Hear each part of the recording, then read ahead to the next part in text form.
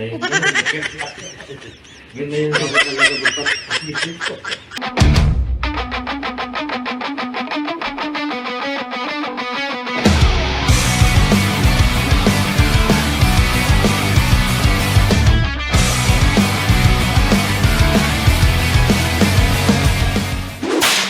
magandang araw sa inyo guys.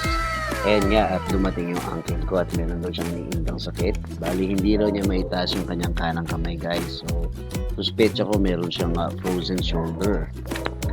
At dahil alam mo naman tayo ay nagmamagaling lang at mukha naman pinagkatiwalaan niya tayo. Kaya naman guys, dito tayo ngayon sa ating Operation Paltok. Panoorin na dito guys, makita ninyo kung paano nagbago yung kanyang pakiramdam pagkatapos ng ating operasyon palito. Medyo lang. Sige nga boss, anong natin? Hindi mo maangat yan. Hindi ba? Pansinin nyo mabuti dito guys, hindi nyo maangat ng maayos yung kanyang kanang kamay.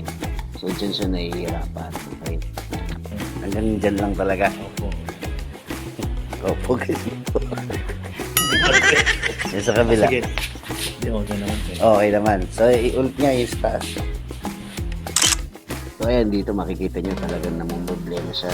Yung parang sakit-sakit ang pakiramdam niya pag tinataas yung kanang kamay niya. Ganyan lang. Sige. Okay. Tapos, tayo ka, boss. Tayo ka muna. Yan. Ano nga, boss, kung abutin mo nga yung, yung paa mo. Yan.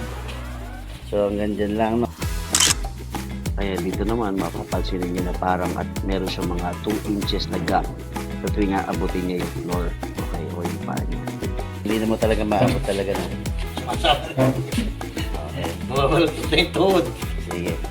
Tapos yung tingin ka sa side boss. Dito, tingin ka dito. Hanggang dyan lang siya. Dali yan. Sige, ito, diretso mo lang.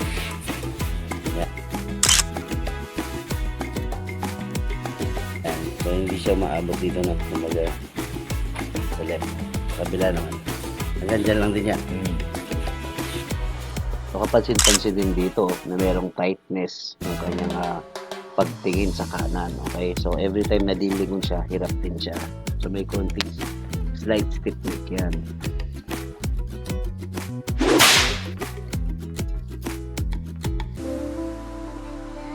Ayan, so sinusubukan na natin tingnan kung ano naging problema niya.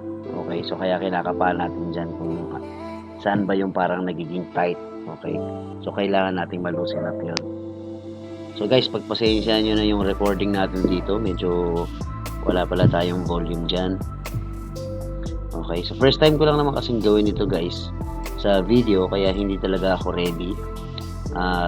Hindi natin nalagyan ng ng mic para sana at least maririnig nyo yung mga cracks, diba?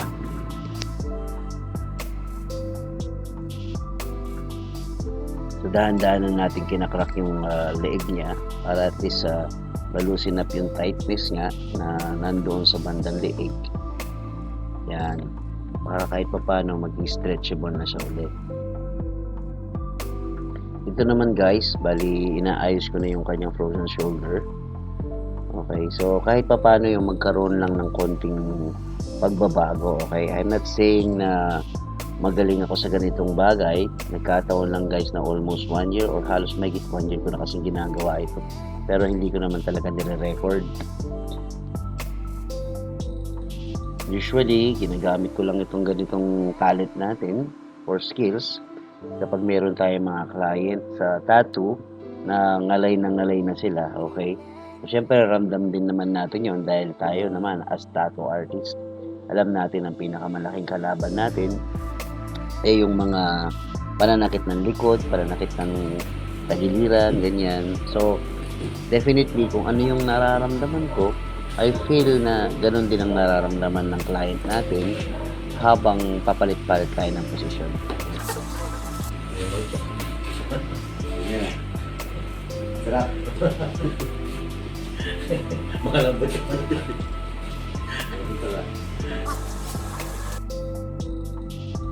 Si Uncle nga pala ay isang tricycle driver.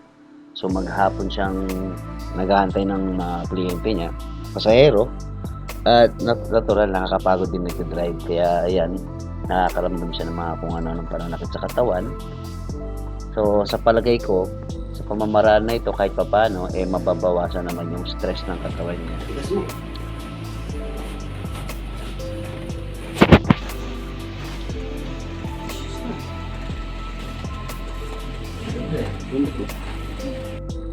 Medyo may kahirapan nga lang talaga guys kapag ang kliyente natin kasing lapad natin o mas malapad sa atin.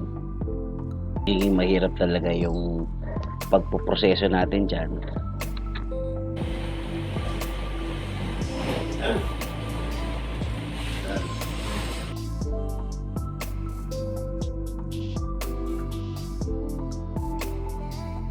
Inhale, exhale.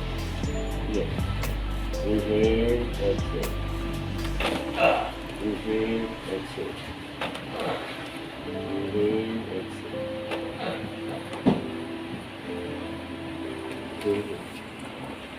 Inhale, exhale. Inhale.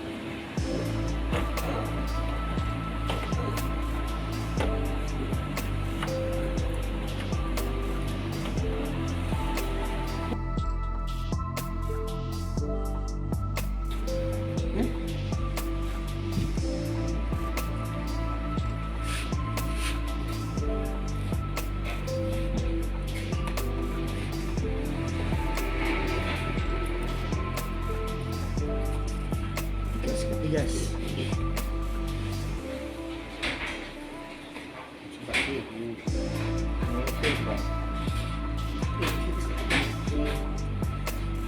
Ah.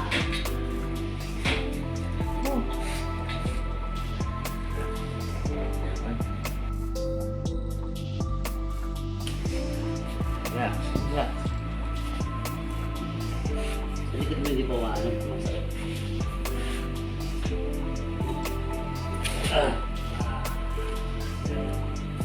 Ito naman.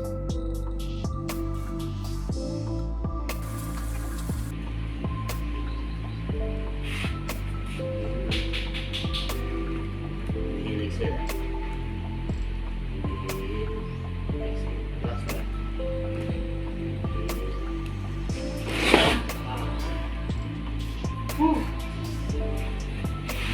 Ganda yun yan. Ganda yun. Mabot hanggang sa buntot.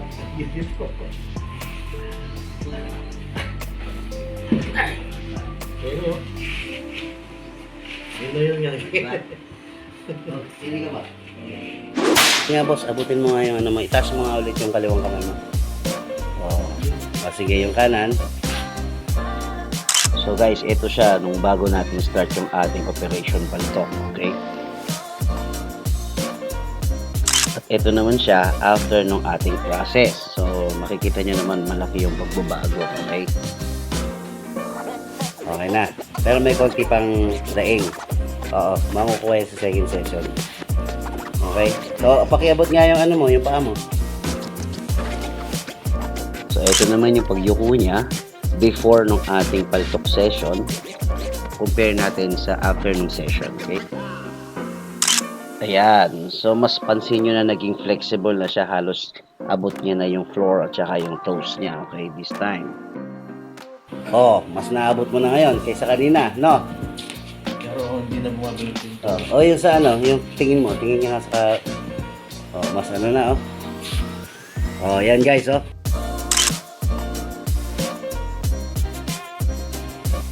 dito sa kabila. Diba? Pwede na. Pwede na. Galing, di ba? Another skill unlock. Ayan guys, pwede na po nating bigay yan sa ating mga tattoo client, lalo na kapag sila ay nahihirapan sa mga galaw-galaw. Kaya po nating i-correct yan. Okay? So kita-kita tayo next time.